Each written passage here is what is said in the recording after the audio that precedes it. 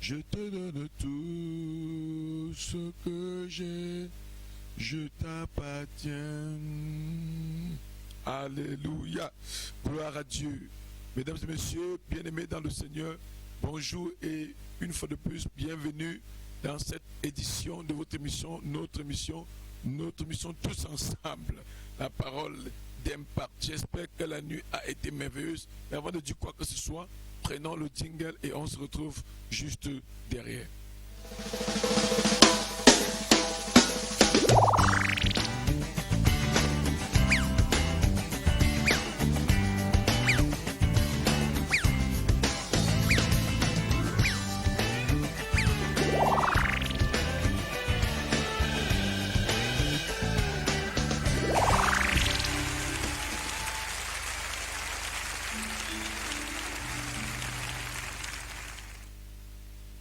Alléluia, gloire à Jésus-Christ. Bienvenue une fois de plus à cette émission, la 5e de la semaine.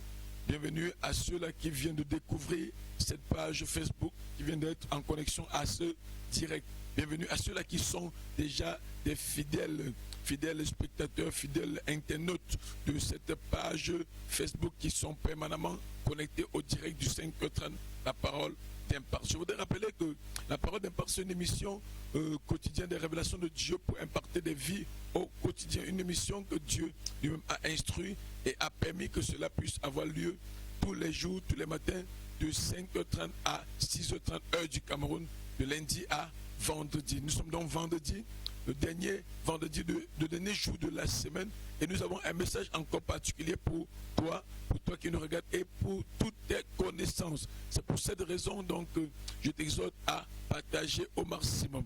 Il est vrai que nous sommes dans des petits soucis techniques ces jours-ci et Dieu fera grâce que tout puisse aller normalement. C'est pour cette raison que nous avons commencé avec un peu de retard.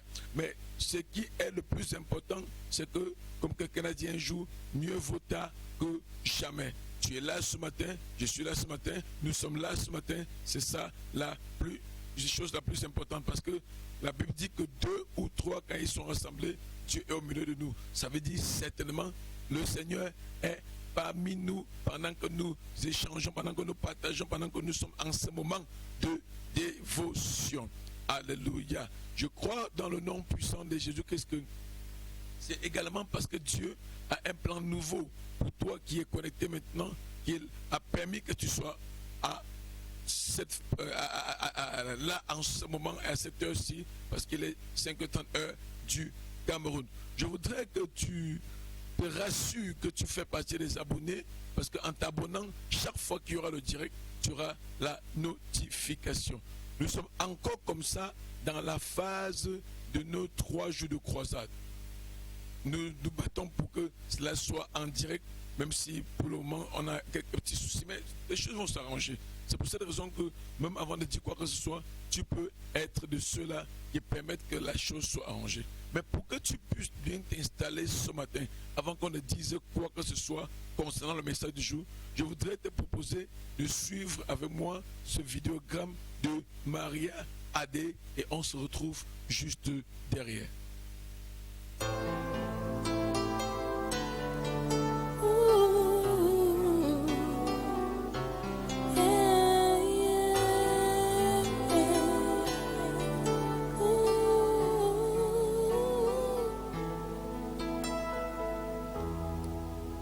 Tu es plus grand que ce que l'on dit, Jéhovah, tu es plus grand que ce que l'on dit.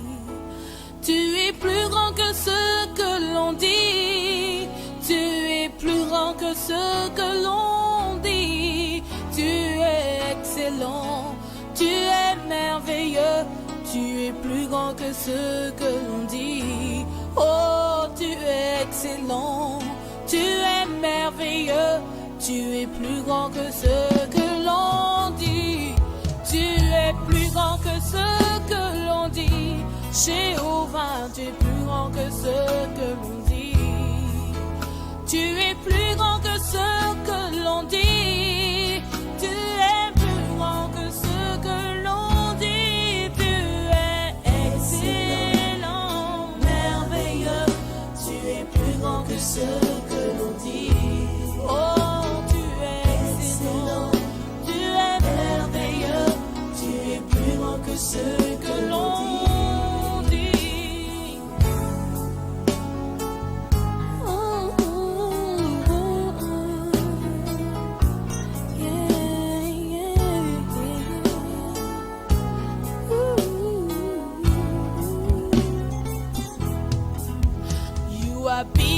than what people say. Jehovah, you're bigger than what people say. You are bigger than what people say.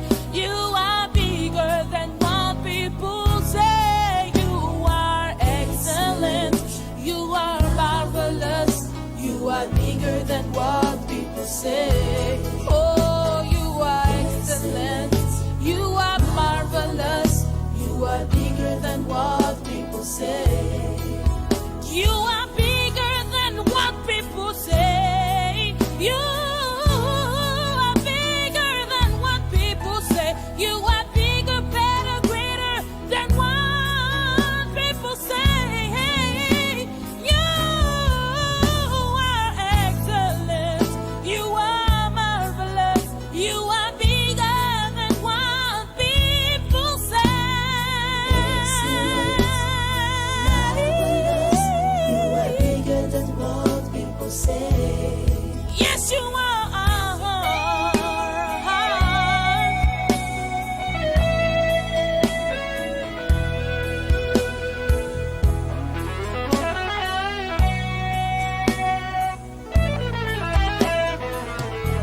Oh, on m'a dit qu'il n'y avait plus d'espoir pour moi, que mon avenir était bafoué, que j'étais né pour échouer. Mais quand tu t'es révélé à moi, tu m'as montré que tu pouvais faire au-delà et au-dessus de ce que je pouvais penser ou imaginer. Tu es excellent, tu es merveilleux, tu es excellent, tu es merveilleux. Oh, oh, oh, tu es excellent, tu es merveilleux, tu es plus grand que ce que l'on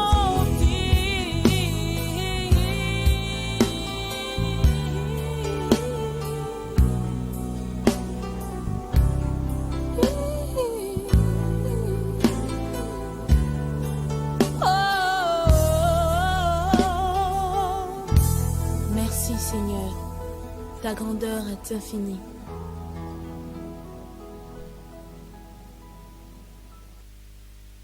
Gloire à Jésus-Christ. Alléluia. Bienvenue une fois de plus à ceux-là qui viennent juste de se connecter. Bienvenue à celui qui est à côté de toi. Et même s'il n'est pas prêt à te suivre, réveille-le, réveille-le, réveille-le. Et dis lève-toi et méditons ensemble. Dis-toi lève-toi et passons du temps dans la présence de Dieu ensemble. Donc s'il y a quelqu'un à côté de toi qui veut somnoler, qui veut dormir pendant que tu es en train de savourer ce moment, réveille-le, n'hésite pas, réveille-le.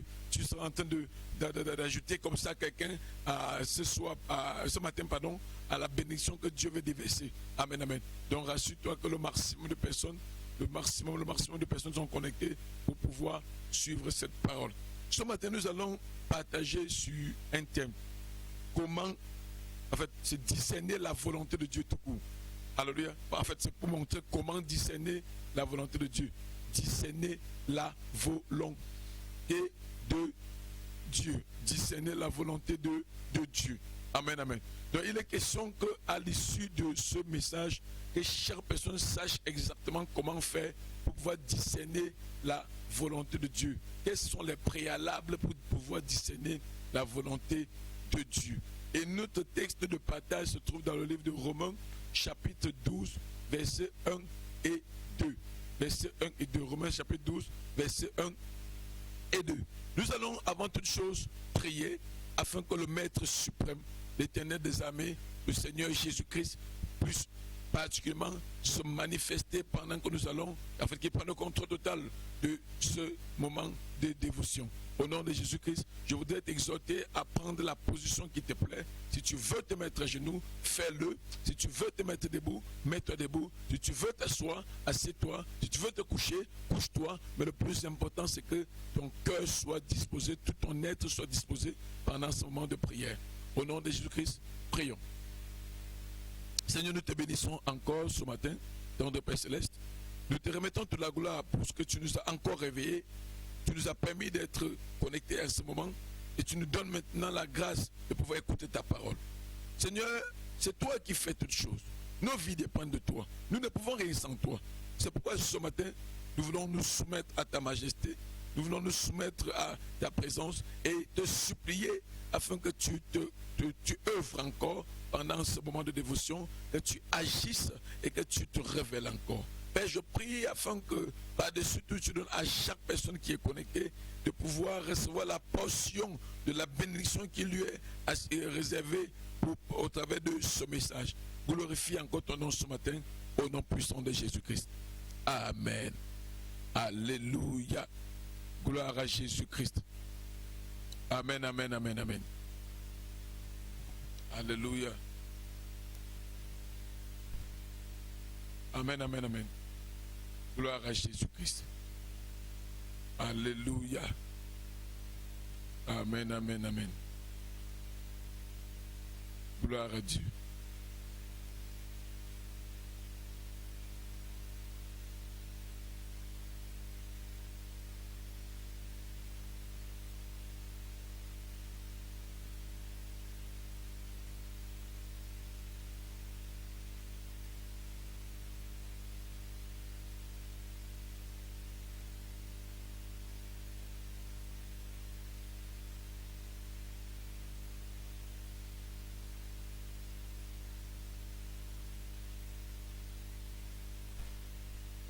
Alléluia. Gloire à Dieu. Il y a parfois comme ça la trahison de la machine. Amen, amen. Gloire à Dieu. Le plus important, c'est que nous puissions nous retrouver. Amen, amen. Il y a un noir qui est apparu brusquement, mais gloire à Dieu. La chose la plus importante, c'est que les choses soient réparées. Alléluia. Dans Romains chapitre 12, versets 1 et 2. Je rappelle que le thème c'est discerner la volonté de Dieu. Discerner la volonté de Dieu.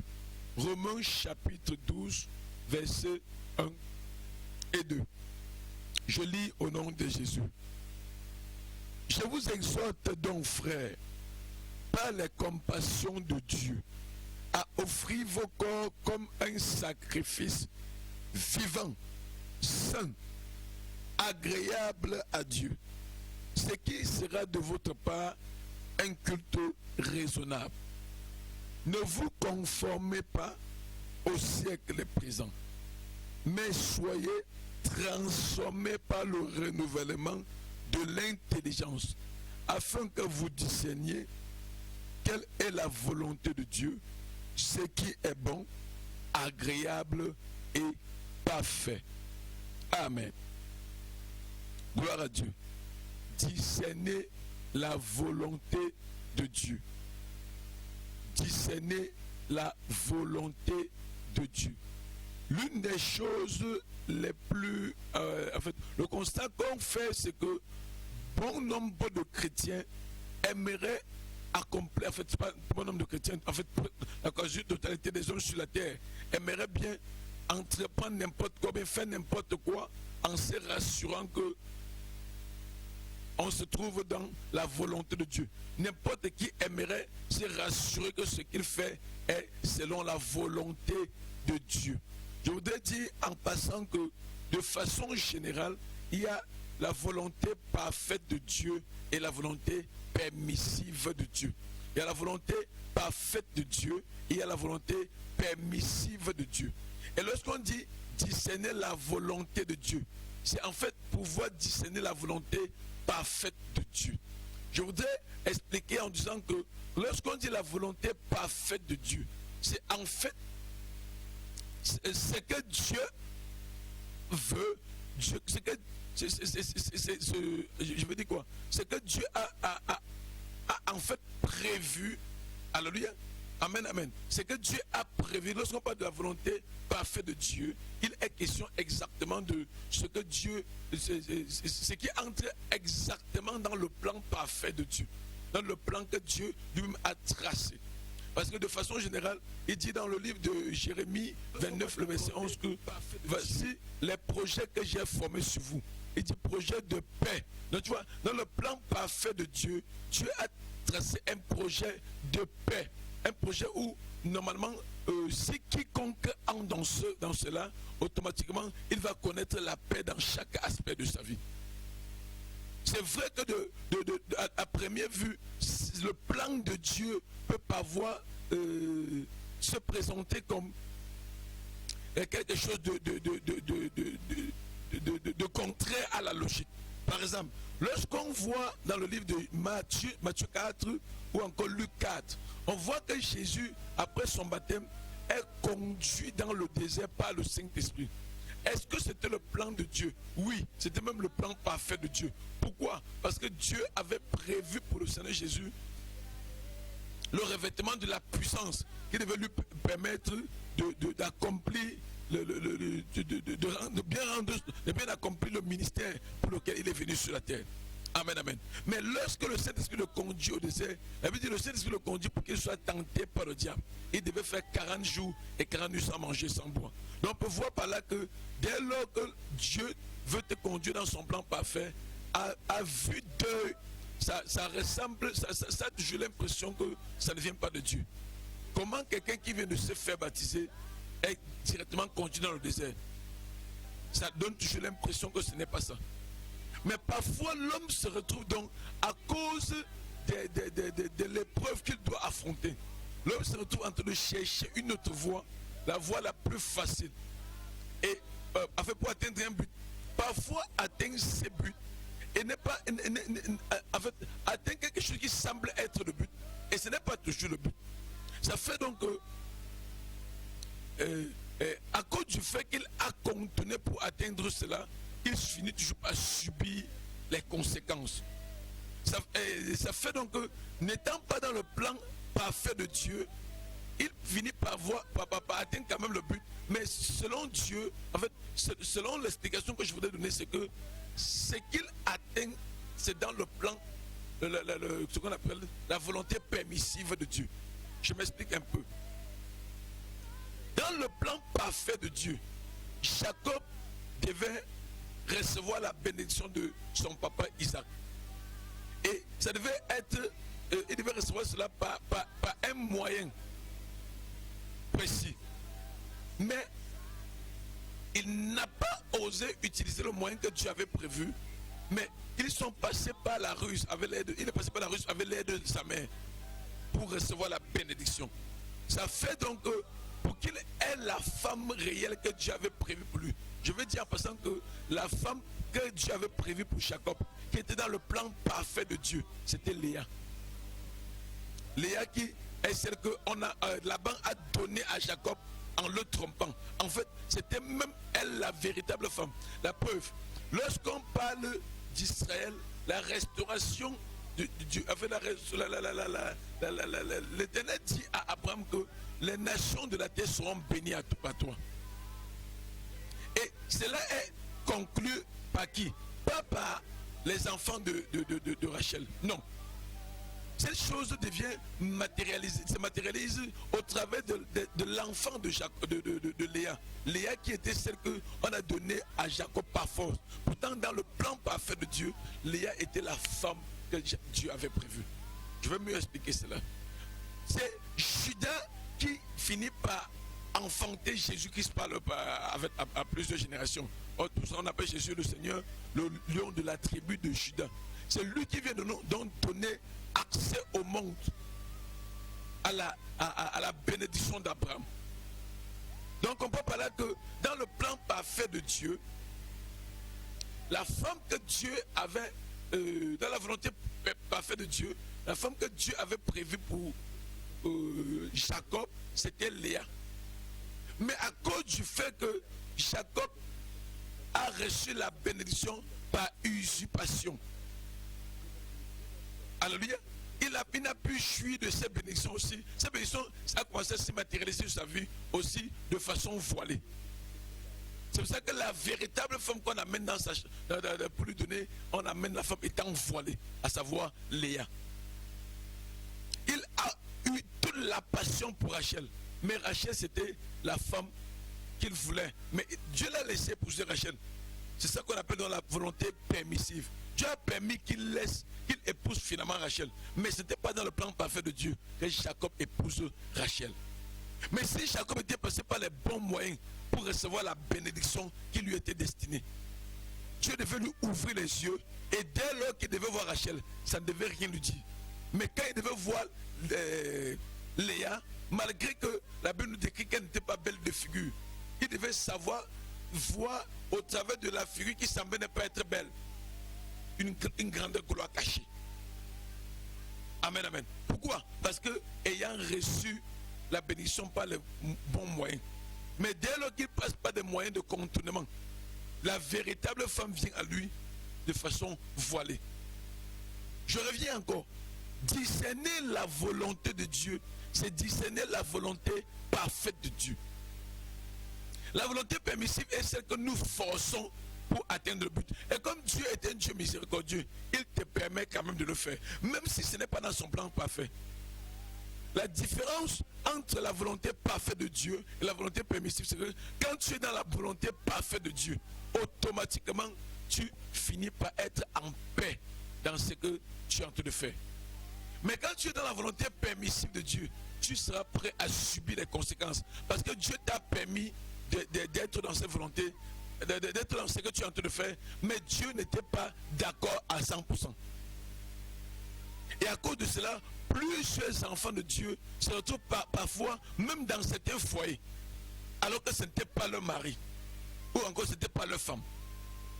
Ah, je suis en train de te déranger. Mais quand tu es déjà marié, pour Dieu, tu es déjà marié, donc le mariage est déjà scellé. Il n'y a pas question que tu divorces. Donc si quelqu'un t'a dit que le mari avec qui tu es n'était pas ton mari et qu'il faut que tu divorces, tu laisses cet homme, c'est un sorcier.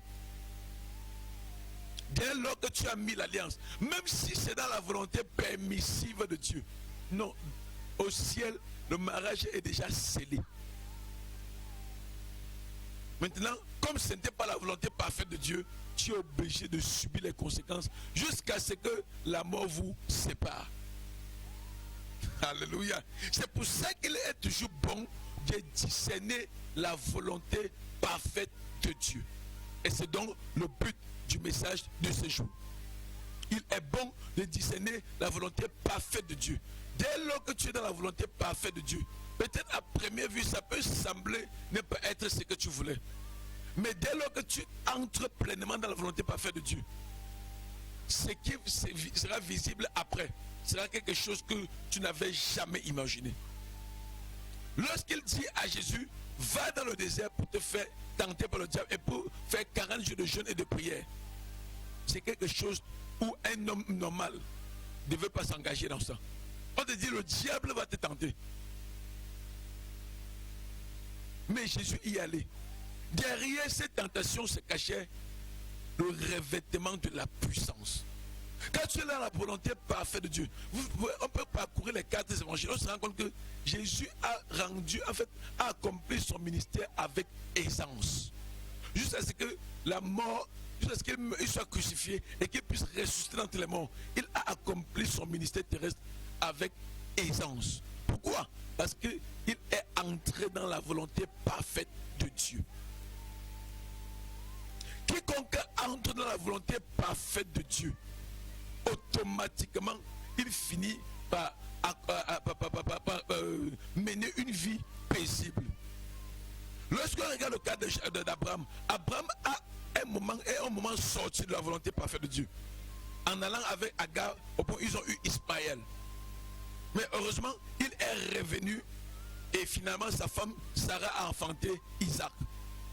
Et c'est Isaac qui est le fils de la promesse. Et c'est d'Isaac qui est venu Jacob. Jacob qui est devenu Israël. Et Israël a enfanté Judas. Et Judas a fait venir le lion de la tribu de Judas. Et c'est au travers de ce lion de la tribu de Judas que l'humanité est sauvée.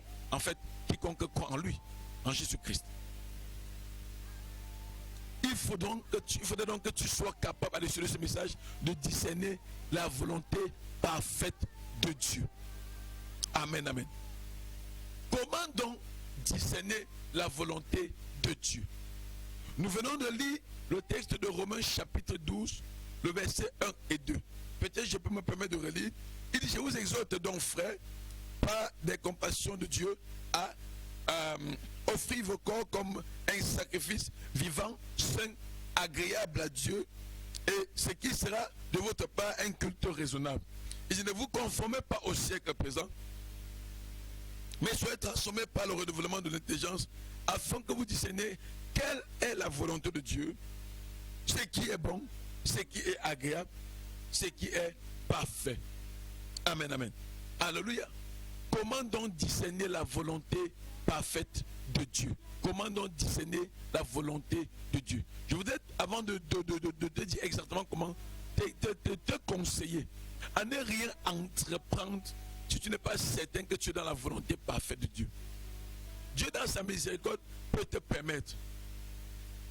J'ai vu des gens qui avaient l'appel de Dieu sur leur vie et que Dieu avait décidé, parce que je rappelle que quand tu as l'appel de Dieu, peut-être pour être pasteur ou pour être, je ne sais pas, en fait, être un serviteur de Dieu, un prédicateur par exemple, il y a ceux-là qui sont appelés en plein temps et que Dieu leur instruit de ne pas faire autre chose que se consacrer à la prière et à la parole. Mais il y en a également à qui Dieu n'a pas dit ça. Ce n'est pas parce que tu as l'appel de Dieu sur ta vie que tu vas aller au quartier t'asseoir. Non. Tu peux travailler jusqu'à ce que le Seigneur lui-même dise arrête. Amen, amen. J'ai vu des bien-aimés à qui Dieu a dit arrête et qui ont forcé à faire dans les affaires, mais sont retrouvés en train d'être conduits au tribunal. Pourquoi? Parce que Dieu leur avait dit arrête-moi ces choses. Et disant, et raisonnant en eux-mêmes, je vais vivre de quoi? Le Seigneur a dit dans sa parole, l'ouvrier mérite son salaire. Donc Dieu lui-même prend soin sur lui de payer ceux qui le sont à son service.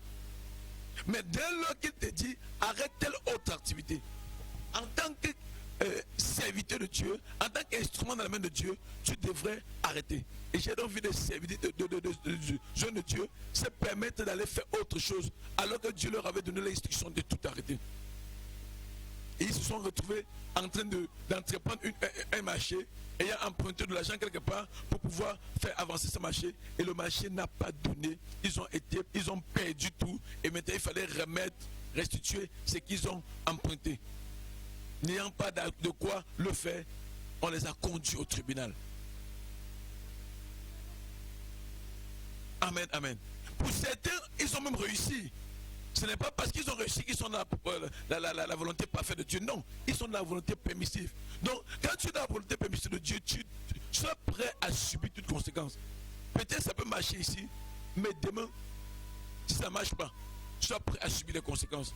Mais dès lors que tu es dans la volonté parfaite de Dieu, donc Dieu prend lui-même soin de contrecarrer toute potentielle conséquence dans laquelle il n'y en aura même pas. Mais si jamais quelque chose d'opposition arrivait, Dieu te donnera les moyens de t'en sortir. Amen, amen. Comment donc discerner la volonté de Dieu? Il a dit, il a dit au départ, je vous exhorte à offrir vos corps comme sacrifice vivant, saint, agréable à Dieu. Offrir son corps comme sacrifice vivant, saint, agréable à Dieu. En fait, je vais te présenter en quelque sorte les étapes pour pouvoir discerner. La première chose, c'est pouvoir se donner entièrement à Dieu. Donc, le don de soi. La première étape, c'est le don de soi. Tu décides de te donner entièrement à Dieu. Tu décides d'appartenir entièrement à Dieu. Tu décides de te consacrer à Dieu. Donc le don de soi, c'est la première chose à faire. Parce que si tu veux discerner la volonté de Dieu, il faudrait que tu te donnes tout entier à Dieu. Ça veut dire quoi?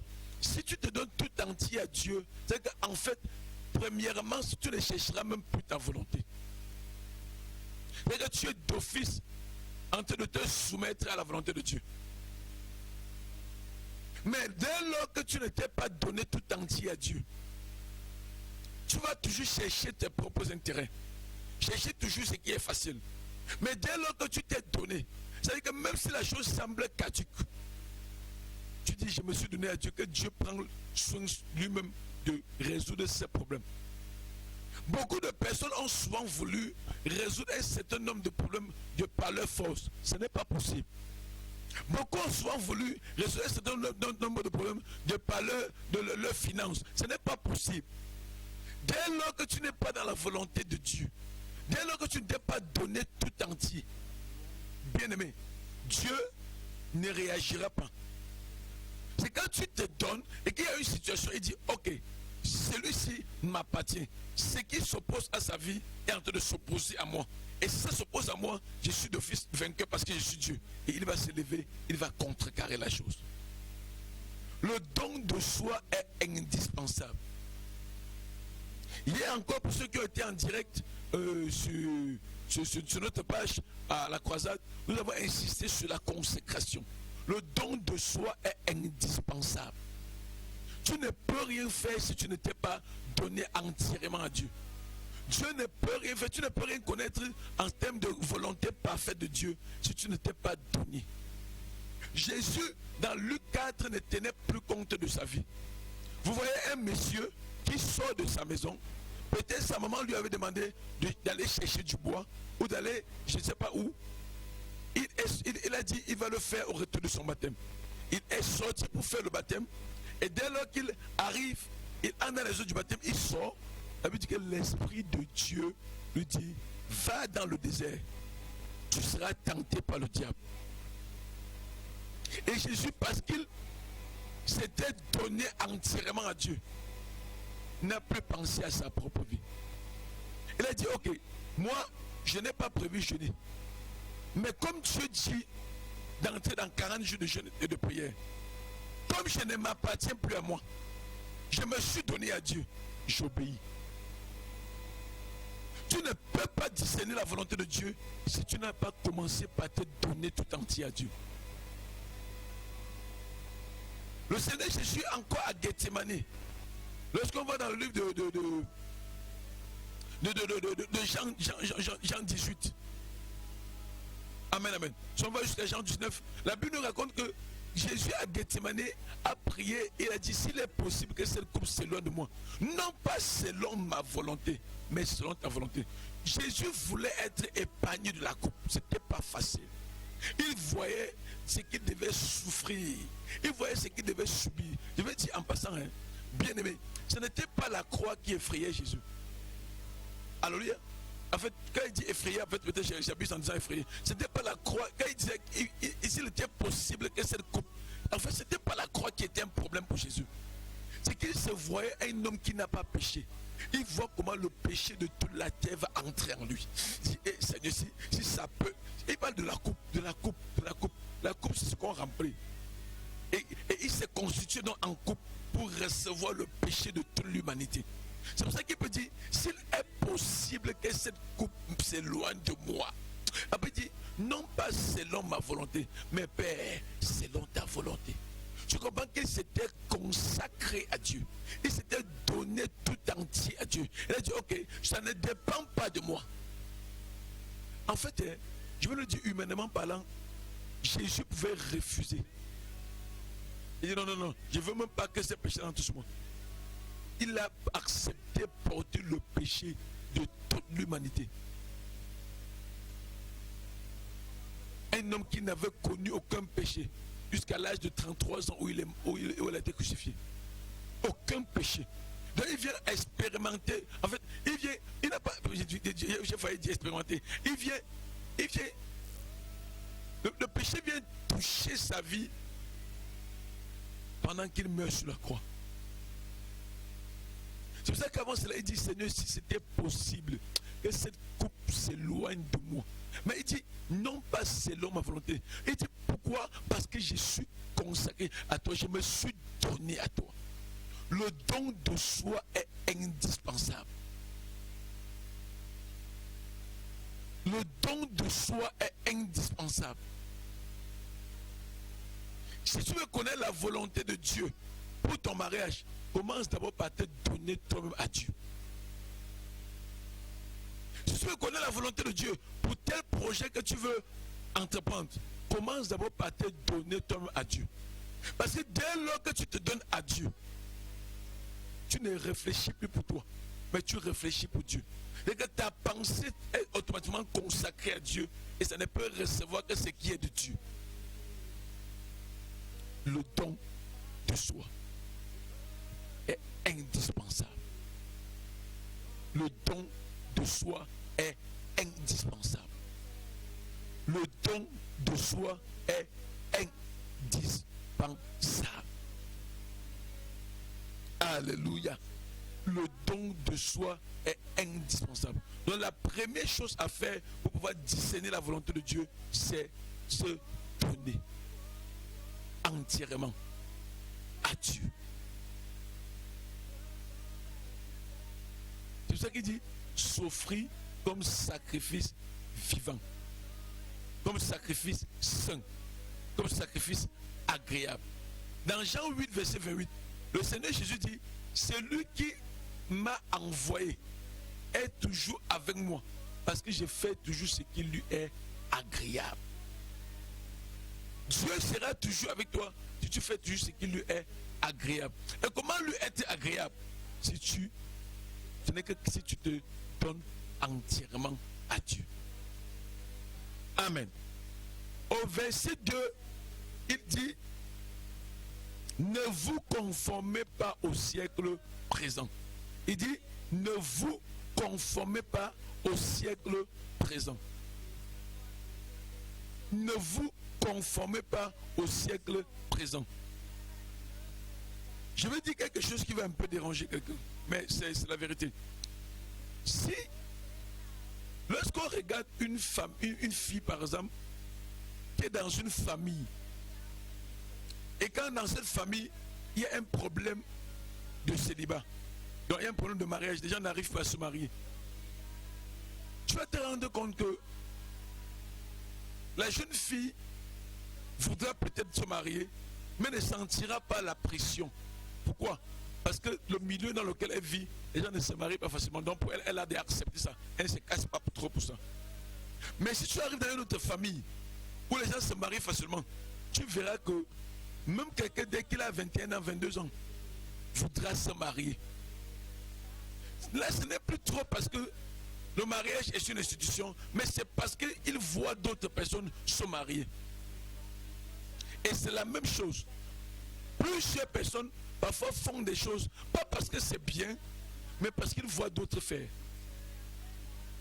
Beaucoup entrent dans ces donnes de choses pour se conformer au monde, pour se conformer à ce qui se passe au quotidien. Ça veut dire quoi? Ça veut dire simplement que plusieurs personnes ne font pas des choses parce qu'il est bon de le faire, mais font des choses parce qu'ils voient des autres gens le faire. Dès qu'une nouvelle coupe de chaussures est sortie, je veux cela. Dès qu'une des nouvelles greffes sont sorties, je veux cela.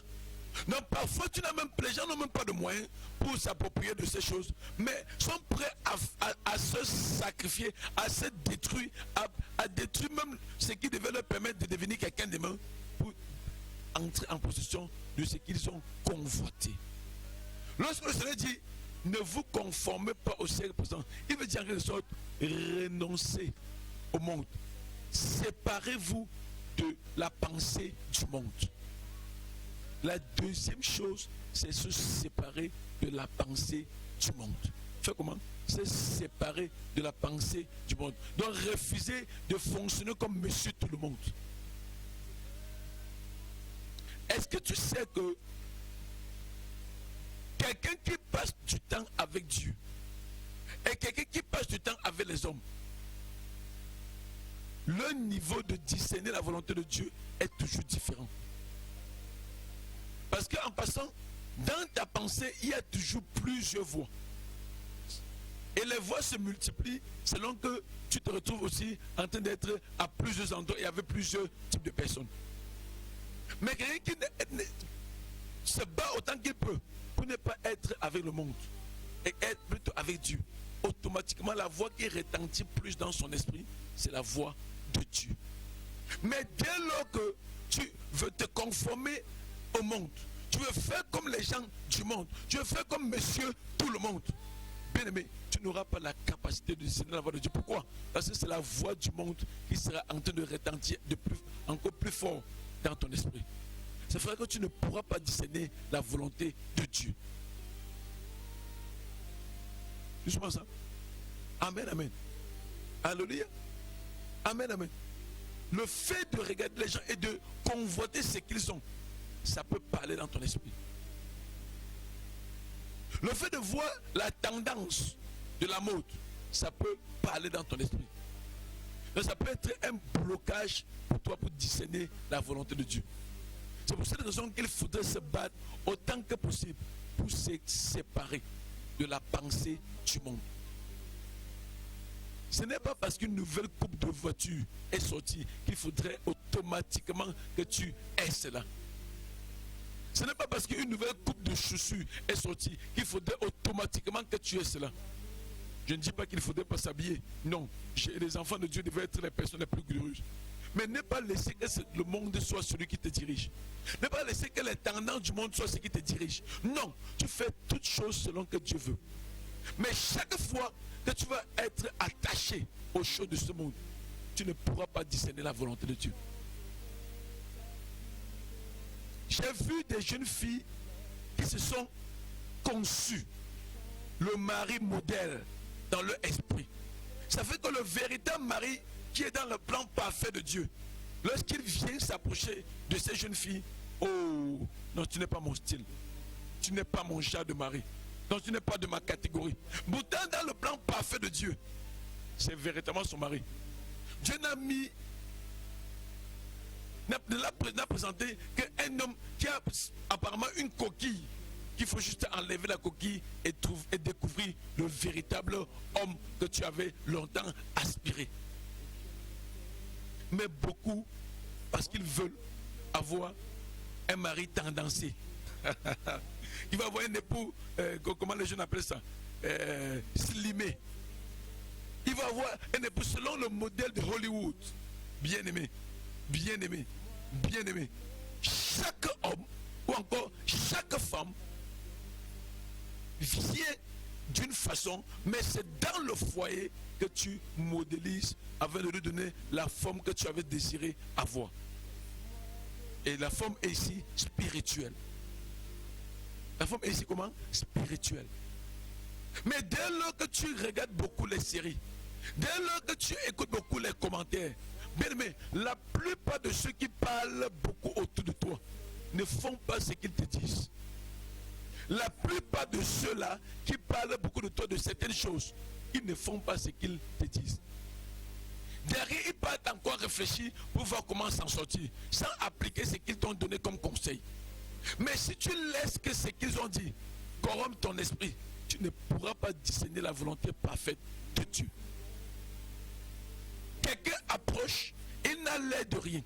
Je me souviens de l'histoire d'un bien-aimé. Il n'avait rien et il aimait une jeune fille. Il a tout fait pour que cette jeune fille puisse l'admettre, l'accepter comme mari. Cette jeune fille a refusé. Pourquoi? Parce qu'il n'avait rien. Cette jeune fille avait conçu un homme riche dans son esprit. Dieu lui avait dit que tu vas épouser un homme riche. Et ce n'était pas faux. Ce jeune homme était pauvre, c'est vrai. Mais en fait, Dieu avait réservé quelque chose de pas possible pour cet homme. Et il a tout fait et cette jeune fille a refusé. Pourquoi? Parce que c'était conçu un modèle. Parce que les amis parlaient de non, si ton mari n'a pas de voiture, s'il n'a pas de maison, non, je ne peux pas accepter. Mais quand cet homme a vu que cette fille est allée s'engager dans un foyer, dans un ménage, il a épousé aussi une autre jeune fille. Et quelques temps après, il a trouvé un emploi et quelques années, directeur général de cette entreprise. Et subitement, la jeune fille qu'il avait jadis refusée a commencé à faire la cour à ce jeune garçon, étant encore marié. Quand c'est déjà le mariage, c'est déjà scellé au ciel, bien-aimé. Il n'y a rien d'autre à faire. Lorsque tu n'es pas dans le plan parfait de Dieu, tu vas toujours t'égarer. C'est pour ça que la meilleure méthode, c'est de te battre autant que tu peux pour ne pas entrer dans la pensée du monde. Dieu peut te donner un boiteux, peut te donner un infime, peut te donner quelqu'un qui a un visage que tu n'aimes pas. Mais c'est lui qui porte la bénédiction que Dieu a réservée pour toi. La Bible nous raconte dans le livre de 2 Rois 6 qu'il y avait des lépreux à l'entrée de la Samarie. Et ces lépreux n'étaient pas considérés. Mais ce sont ces lépreux qui ont apporté l'abondance à toute la Samarie. Donc tu peux comprendre qu'après ça, on a oublié que c'était des lépreux. On a dû les élever. Je vais dire à quelqu'un ce matin, ce n'est que lorsque tu te sépareras de la pensée du monde que tu auras la capacité de discerner la volonté de Dieu. Ne te laisse pas corrompre par tout ce qui se passe autour de toi. Mais apprends à te séparer de ça. Et puis tu vas te séparer de ça parce qu'il n'y a pas de deux mesures. Il n'y a pas plus de deux mesures. Quand tu te sépares du monde, tu t'approches de Dieu. Aussi longtemps que tu vas demeurer dans le monde, tu seras loin de Dieu. Aussi longtemps que tu seras loin du monde, tu seras proche de Dieu. Donc quand tu te sépares du monde, tu es proche de Dieu. Et quand tu es proche de Dieu, tu as la capacité de discerner sa volonté. Alléluia. Amen, amen. Il dit, au verset 2, comme je l'ai dit, il dit, ne vous conformez pas au siècle présent, mais il dit, mais soyez transformés par le renouvellement de l'intelligence afin que vous discerniez. Il dit, soyez transformés par quoi? Par le renouvellement de l'intelligence. L'intelligence est renouvelée par quoi? Par la parole. La parole c'est quoi? La parole de Dieu, qu'on appelle communément la Bible. Dès lors que tu prends du temps à lire la Bible, à méditer la parole, à mettre en pratique la parole, automatiquement, tu peux connaître ce que Dieu dit dans sa parole et tu peux, t'appuyant sur cela, discerner la volonté de Dieu. Donc la troisième chose, puisque la deuxième chose, je l'ai dit, c'est se séparer de la pensée du monde. La troisième chose, automatiquement, c'est méditer la parole de Dieu et la mettre en pratique. Amen, amen. Donc écoute la parole de Dieu, mets-la en pratique. Écoute la parole de Dieu, mets-la en pratique. La parole de Dieu, c'est ce que Dieu dit. Il a dit, on a écrit. Et pendant que tu médites, il a, par le Saint-Esprit, possibilité de te révéler les choses cachées. Et dès lors qu'il va te révéler les choses cachées, automatiquement, tu auras la capacité de discerner la volonté de Dieu. Quelqu'un a compris ce que je dis? Je dis bien ceci. Lorsque tu as la capacité donc de discerner, quand tu prends le temps de lire la parole de Dieu, de méditer la parole de Dieu et de mettre cela en pratique, le discernement de la volonté de Dieu devient automatique. Pourquoi? Parce que dans la parole de Dieu se trouve exactement ce que Dieu veut. Quand tu lis la Bible et tu vois quelque chose, tu appliques cela selon que l'Esprit te donne d'appliquer. Tu es dans la volonté de Dieu. Quand tu lis quelque chose dans la Bible et que tu mets cela en application selon que l'Esprit te donne de le faire, tu es dans la volonté parfaite de Dieu. Mais comment l'Esprit va te donner de faire cela si tu n'étais pas séparé du monde? Comment tu vas pouvoir te séparer du monde si tu ne t'es pas consacré entièrement à Dieu? Donc les trois points qui précèdent le discernement de la volonté de Dieu. En un, on a le don de soi. Tu te donnes tout entier à Dieu, tu t'abandonnes à Dieu, tu te consacres à Dieu. En deux, il y a la séparation de la pensée du monde. Si les gens crient, ils pleurent que la crise fait ceci, ça ne te concerne pas parce que tu n'es pas du monde. La Bible dit qu'ils sont dans le monde, mais ils ne sont pas du monde. Donc quand tu es dans le monde, tu n'es pas du monde si tu es enfant de Dieu, né de nouveau par la foi en Jésus-Christ. Tu ne dois pas penser comme le monde pense, mais tu dois penser comme Dieu pense. Laisse que la pensée de Dieu soit ton partage. Et cette pensée ne vient nulle part si ce n'est de sa parole. Lorsque tu lis la parole, lorsque tu la médites, lorsque tu cherches à mettre cela en pratique, cela devient quelque chose d'imprégné sur ta vie. Et lorsque ta vie est imprégnée de cela, automatiquement, quand Dieu va avoir une volonté parfaite pour ta vie, tu vas avoir la capacité de la discerner. Et dès lors que tu l'auras discerné et que tu seras entré dans cette volonté parfaite, ta vie ne pourra plus jamais être la même. Je voudrais donc te conseiller, bien-aimé, à te donner entièrement à Dieu. Je voudrais te conseiller à te séparer de la pensée du monde. Quoi que ce soit qu'on fasse autour de toi, ne laisse pas que cela t'influence. Continue à regarder comme Dieu veut que tu regardes, à voir comme Dieu veut que tu vois, à marcher selon que Dieu veut que tu marches. Et cela maintenant, par la méditation de sa parole, par la mise en pratique, tu pourras exactement avoir la capacité de discerner la volonté de Dieu. Pourquoi? Parce que ton intelligence sera renouvelée. Si ton intelligence est renouvelée, tu pourras avoir une intelligence qui est celle de Dieu. Et automatiquement, la volonté de Dieu sera bonne, sera agréable et sera parfaite chez toi. Je prie que Dieu te donne donc de t'offrir à lui. Qu'il te donne de comprendre ce message afin de pouvoir te séparer de la pensée du monde. Qu'il te donne aussi de pouvoir être quelqu'un qui lit, qui médite, qui met en pratique ce qu'il a reçu de la parole de Dieu. Ce n'est qu'ainsi que tu pourras donc discerner cette volonté. Alléluia. C'est pour cette raison que ce matin, je voudrais prier pour toi. Si tu es là ce matin et que tu n'étais pas encore tout entièrement donné à Dieu, et ce donner à Dieu n'est rien d'autre en premier que s'offrir à Jésus-Christ. C'est-à-dire ouvrir sa vie à Christ. Et dès que tu l'as fait, tu décides de ne vivre que pour lui. C'est ça dans le don de soi. D'abord, tu te confesses Christ comme ton Seigneur et Sauveur, et après tu décides à ne vivre que pour lui. S'il veut que tu travailles, tu travailles. S'il ne veut pas, tu restes à la maison. Quelqu'un dit, ah, Dieu veut qu'on travaille. Non, mais Dieu peut dire à quelqu'un, pour cette saison, attends d'abord. Pourquoi? Parce qu'il a quelque chose d'autre qu'il veut faire. Moïse était prêt à travailler en faveur du peuple d'Israël. Mais Dieu a dû lui dire, va d'abord dans le désert, tu attends. Et quand le temps est venu, l'Éternel lui dit, lève-toi maintenant et fais. Et la Bible dit qu'il a pu délivrer Israël de la servitude en Égypte. Apprends à chercher la volonté de Dieu en toutes choses.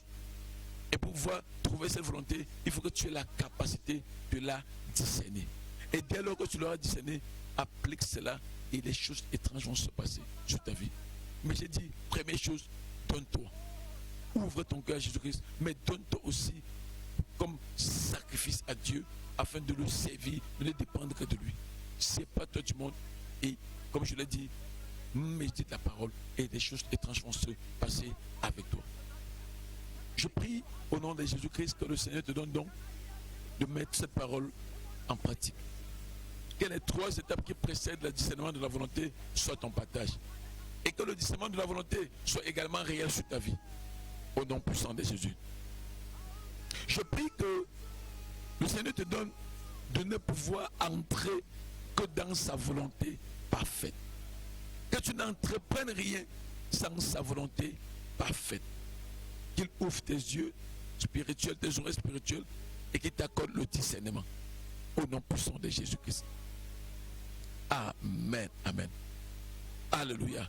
Si tu as été béni, bien-aimé, partage encore au maximum. Partage au maximum. Abonne-toi surtout et donnons-nous rendez-vous ce soir à la fin de notre croisade, le 3e jour de notre croisade. Je rappelle pour ceux qui ne connaissent pas de quoi il est question, il est question de 3 jours de puissance, de manifestation de puissance pour la libération et la restauration des vies. 3 jours de manifestation de puissance pour la libération et la restauration des vies. Le thème, je rappelle encore, c'est détrôner l'homme fort. Je voudrais rappeler que nous allons finir avec cette croisade aujourd'hui, mais dimanche, on aura un grand rendez-vous, le culte d'impartition. La distance ne fait pas un problème. Ceux qui sont connectés depuis mercredi pour cette croisade sont en train de voir des choses étranges se passer dans leur vie. Donc ne regarde pas la distance, sois toi aussi connecté. Et dimanche, sois là. Mais j'ai dit, achète déjà ta bouteille d'huile d'olive.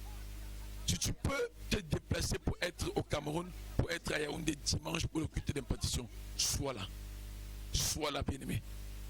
Et si tu ne peux pas te déplacer, sois connecté à cette page, au direct. Mais aie ta bouteille d'huile d'olive. Nous allons prier pour cette huile et quelque chose va se passer dans ta vie.